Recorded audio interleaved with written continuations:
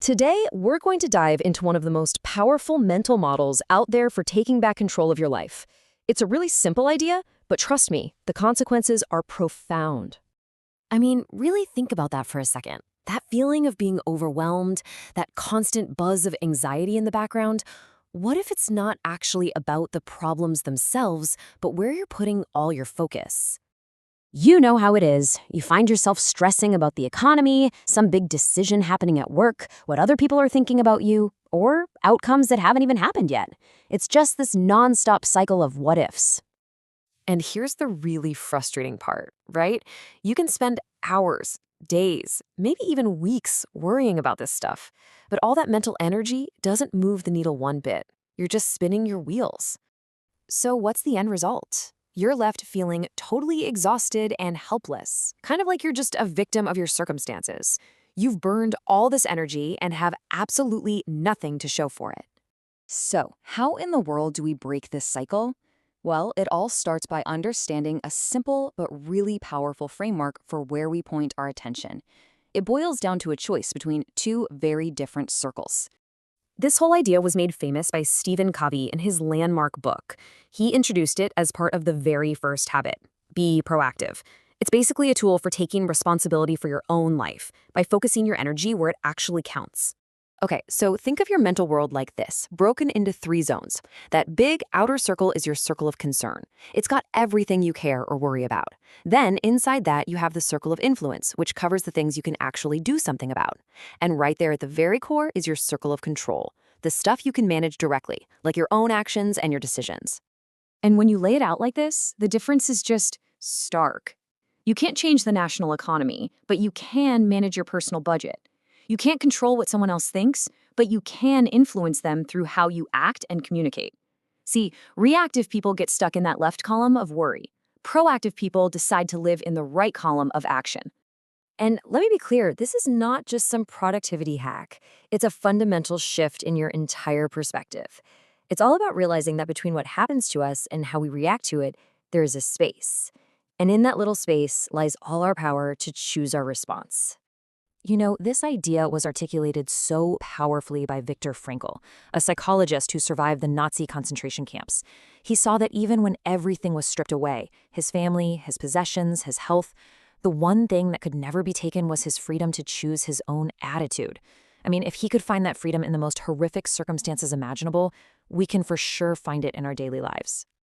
And that brings us to a super crucial shift in the way we talk to ourselves. The reactive mind asks, why me? Which just puts you in a victim mindset. But the proactive mind asks a different question. What can I control here? That one simple question immediately moves your focus from concern to influence, from stress to action.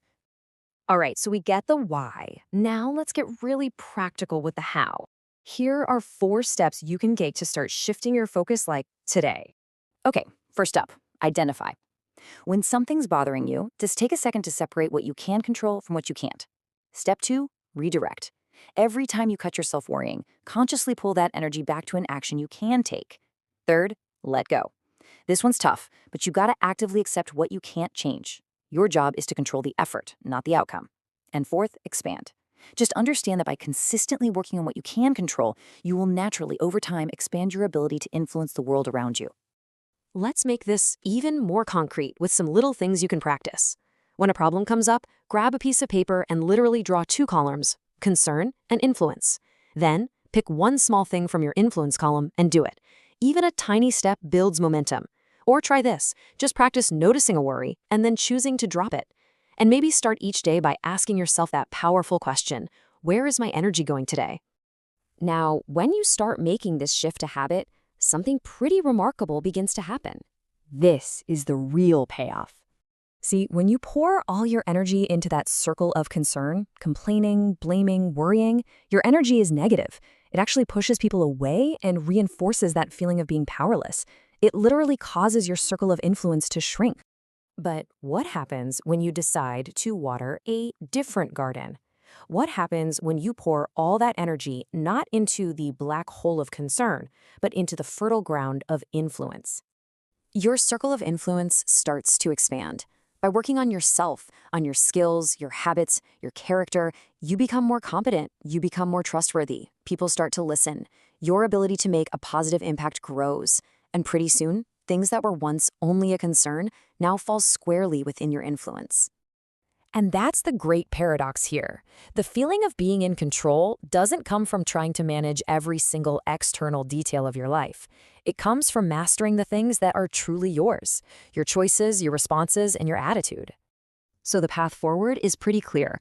Acknowledge your concerns, sure, but refuse to live in them. Your power, your progress, and your peace of mind are all found in the actions you take today. So take a moment right now and really think about it. In your job, in your relationships, in your life. Where are you putting your energy? Are you focused on your concerns, or are you focused on your influence? Because the answer to that question, that can change everything.